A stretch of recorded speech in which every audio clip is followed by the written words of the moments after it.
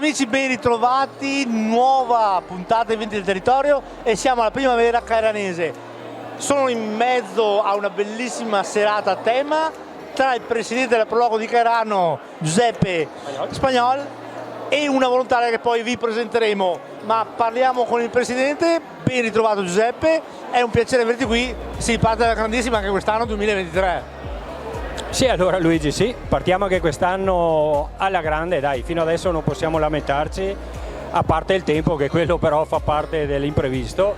Siamo ripartiti con la Primavera Cairanese, come vedi questa sera abbiamo la serata dell'asparago, abbiamo tante persone e a tante abbiamo dovuto dire anche di no, perché purtroppo questo possiamo fare e riusciamo a fare, anche perché l'egoismo non va bene a nessuno, dobbiamo accontentarli tutti e nel nostro meglio.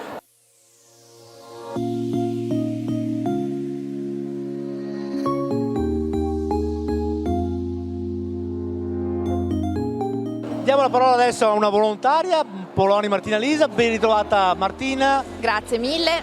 Allora, a te tocca, ed è doveroso, un ringraziamento a tutti voi volontari, perché senza di voi queste feste non possono accadere.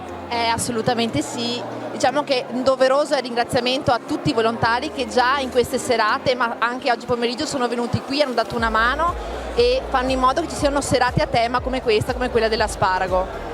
Naturalmente queste sono serate che ci piacerebbe coinvolgessero tutta quanta la comunità e speriamo che ogni anno sia sempre più numerosa. E a proposito invitiamo anche tutti i tuoi concittadini a venire qui ad unirsi alla Proloco. A unirsi alla Proloco, naturalmente sì. Perché è una bella cosa fare volontariato. Assolutamente sì, fa bene all'anima e poi fa crescere anche il paese ed è la cosa più importante, insomma.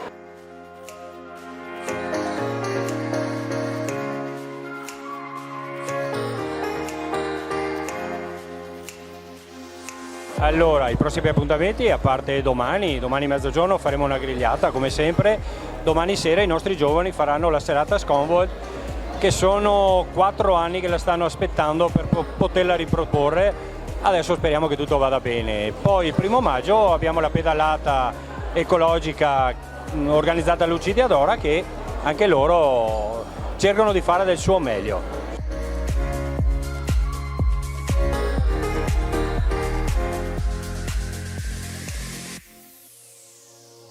Sì, i prossimi appuntamenti è la festa d'estate, quella che sarà a luglio, dove anche là ci saranno delle serate a tema e a presto pubblicheremo il programma della manifestazione.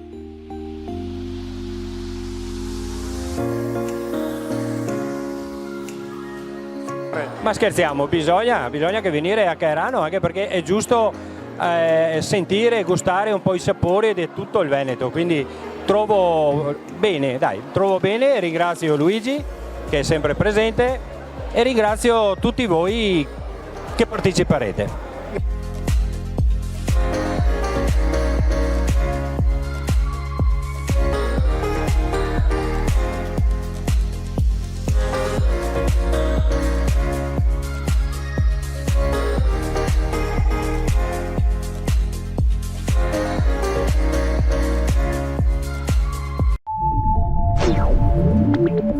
Yeah.